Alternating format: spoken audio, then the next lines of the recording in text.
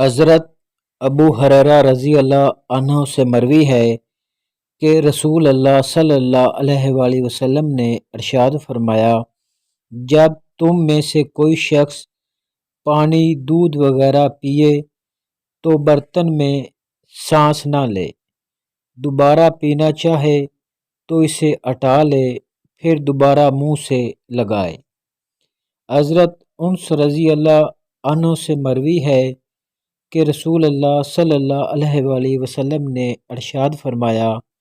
جب تم سرسبز زمین میں سفر کرو تو جانوروں کو ان کا حق دو، اور جب بنجر زمین سے گزرو تو جانوروں کو اس سے نجات دلاؤ، یعنی تیز چلو۔ رات میں سفر کو لازم کر لو، کیونکہ رات کے وقت زمین لپیٹ لی جاتی ہے،